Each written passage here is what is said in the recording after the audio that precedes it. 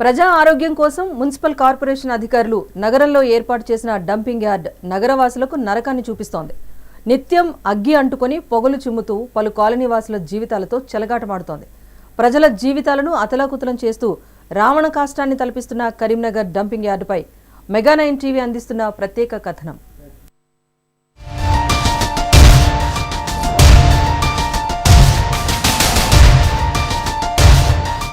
నగరంలోని కోతిరాంపూర్లో ఏర్పాటు చేసిన డంపింగ్ యార్డు నగరవాసులకు నిత్యం నరకం చూపిస్తుంది. ఎప్పుడు చూసినా కంపు వాసన దుర్వాసన వెదజల్లుతూ ఇవాళ కాలనీ వాసులు అయితే బతకలేని పరిస్థితి ఏర్పడుతుంది. అయితే ఆ నగరంలోని మొత్తం పూర్తిగా హాస్పిటల్ కానీ ఇతరత్ర వ్యర్థాలను తీసుకెళ్లి అక్కడ ఆ డంపింగ్ యార్డులో వేయడం మూలంగా అది గుట్టలుగా పేరుకుపోయి ఇవాళ దానిలో నిప్పు అంటుకొని అది మండుతూ దుర్వాసన వెదజల్లుతున్నా కూడా దాన్ని దానికి సమస్య పరిష్కరించాలని చెప్పేసి నగరవాసులు పలుమార్లు జిల్లా కలెక్టర్ కానీ కమిషనర్ కానీ ఎన్నిసార్లు విన్నవించుకున్న ఫలితం లేకుండా పోయింది. దీంతో ఇవాళ అంటుకొని డంపింగ్ యార్డ్ అంటుకొని గుట్టలు పేరుకుపోయిన వ్యర్థాలు అయితే అంటుకొని రావణ కాష్టంలాగా తయారైంది. అయితే దాని నుండి వచ్చేటువంటి విషవాయువులు వస్తున్నాయి. దాంతో జనాలు అయితే తీవ్ర ఇక్కట్లు ఎదుర్కొంటున్నారు.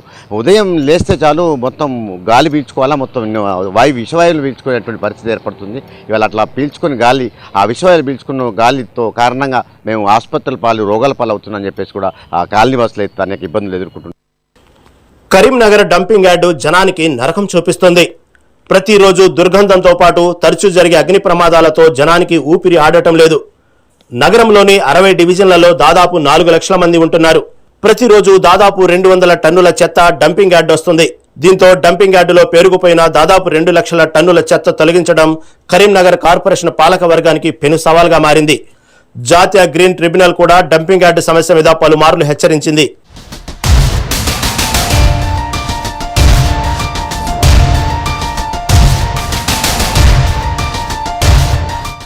డంపింగ్ యార్డులో పేరుకుపోయిన చెత్తలో 44.65% సేంద్రియ వ్యర్థాలు, 53.6% పొడి చెత్త, 2.29% జడ వ్యర్థాలు ఉన్నట్లు గుర్తించారు. దీంతో చెత్తను తొలగించడంతో పాటు రీసైక్లింగ్ కోసం బయోమైనింగ్ వైపు మున్సిపల్ కార్పొరేషన్ అడుగులు వేసింది. దీనికోసం కార్పొరేషన్ అధికారులు గురుగాం వెళ్లి మరీ అధ్యయనం చేసి వచ్చారు.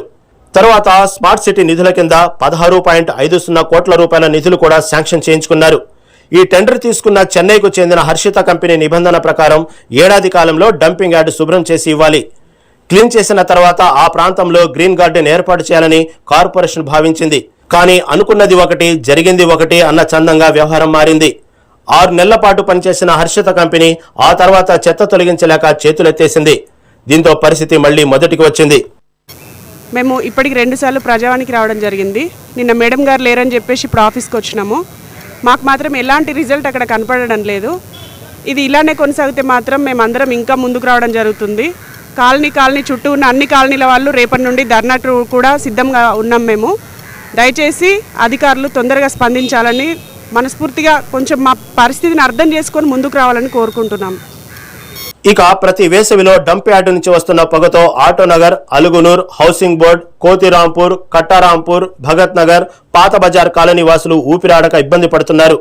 పొగ విపరీతంగా ఉండటంతో రోడ్డు ప్రమాదాలు కూడా జరుగుతున్నాయి. మరో విషయం ఏంటంటే డంపింగ్ యార్డు పక్కనే కోట్లాది రూపాయలతో కట్టిన తడి చెత్త, పొడి చెత్త, కంపోస్టుడ్ షెడ్ల నిరుపయోగంగా మారాయి. దీనికి సంబంధించిన నిధులు కూడా ఏమయ్యాయన్నది ప్రశ్నార్థకంగా మారింది. పారిశుద్ధ్యంలో కరీంనగర్ నగరాన్ని తెలంగాణలోని ఆదర్శంగా తీర్చిదిద్దుతామన్న పాలకులు, అధికారులు తాజా పరిస్థితిపై ఎందుకు నోరు మెదపడం లేదని జనం ప్రశ్నిస్తున్నారు. సిటిజన్స్ మొత్తం ఒక అవగాహనతో, ఒక ఆరోగ్య స్పృహతో ముందుకు రావడం అనేది వాళ్ళు మొదలు సంతోషించాలి. ఈ డంప్ యార్డ్ అనే సమస్య చాలా ప్రాంతాల్లో జరిగింది. బాంద్రా అటువంటి ప్రాంతంలో కూడా పౌరులు ముందుకు వచ్చి సహకరిస్తే అక్కడ ఉన్నటువంటి కమిషనర్లు, మున్సిపల్ కమిషనర్లు కానీ చాలా సంతోషపడ్డారు. వాళ్ళు కలెక్టివ్ ఎఫర్ట్తో ముందుకు వెళ్ళి ఆ సమస్యను పరిష్కారంలో భాగంగా వాళ్ళు నిలిచి ఆ సమస్యను మొత్తానికైతే రూట్స్ నుంచి, వేల నుంచి దాన్ని నిర్మూలించారు. అట్లాంటి ప్రయత్నం ఇక్కడ మొదలైంది. దీన్ని మనం అందరం కలిసి సాధించాలని మీ కమిషనర్ గారికి ఇది విజ్ఞప్తిగా భావించండి.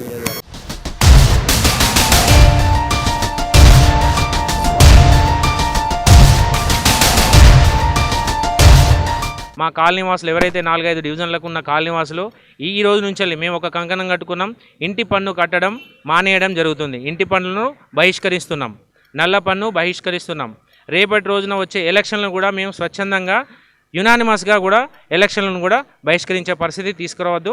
ఇప్పటికైనా అధికారులు చెల్లించి కమిషనర్ గారు దీన్ని ముందు చూపుతోని ఆలోచన చేసి మా ఈ డంప్ యార్డ్ సమస్యను శాశ్వతంగా పరిష్కారం తీసే దిశలో కొనసాగాలని కోరుకుంటున్నాను. ఆ కాలనీ వాసులు మొత్తం కూడా జిల్లా కలెక్టర్కు పాదయాత్రగా వెళ్ళి కూడా ఒక ధర్నా కూడా చేసినా కూడా ఇవాళ కలెక్టర్ కాదు కదా ఇటు ఎవరు కూడా పట్టించుకున్న పాపన పోలేదు. దీంతో అక్కడ నగరవాసులు అయితే చాలా ఇక్కట్లు ఎదుర్కొంటారు. ప్రాణాపాయ స్థితిని అయితే ఉందని చెప్పేసి వాళ్ళు ఏకోరు పెడుతున్నా కూడా ఇవాళ ఏ అధికారి కానీ ఎవరు కూడా పట్టించుకున్న పాపన పోలేదు. దీంతో అక్కడ ఉన్న 4 కాలనీలు ఇటు కోతిరాంపూర్, అటు హౌసింగ్ బోర్డు కాలనీ, అటు అలకాపూర్ కాలనీ, మరొక హనుమాన్ నగర్ కాలనీ ఇవన్నీ కూడా ఇవాళ జనాలు అయితే నిత్యం ఉదయం లేస్తే ఆ పొగను పీల్చుకోవడం తప్ప మాకు వేరే గాలి స్వచ్ఛమైన గాలి దొరకట్లేదని చెప్పేసి కూడా వాళ్ళు ఆవేదన చెందుతున్నారు. మొత్తం మీద చూసినట్టుంటే గత కొద్ది కాలంగా రావణ కాష్టంలాగా ఉన్న ఈ డంపింగ్ యార్డ్ని అయితే ఇక్కడ నుండి తరలిస్తే తప్ప మా బతుకులు బాగుపడే మేము జీవించలేనటువంటి పరిస్థితి ఉందని చెప్పి కూడా వాళ్ళు జనాలు కాలనీవాసులు అయితే ఇక్కట్లు ఎదుర్కొంటున్నారు. ఇప్పటికైనా కాలనీవాసుల సమస్యలపై దృష్టి సారించి ఇవాళ ఈ డంపింగ్ యార్డ్ మరో చోటికి తరలిస్తే తప్ప అక్కడ ఆ కాలనీవాసుల ఆరోగ్యం మీద మెరుగుపడే అవకాశాలు లేవని చెప్పుకొస్తున్నారు. ఇది పరిస్థితి. కెమెరామెన్ రఘుతో ప్రేమ్ కుమార్, మెగా 9 న్యూస్, కరీంనగర్.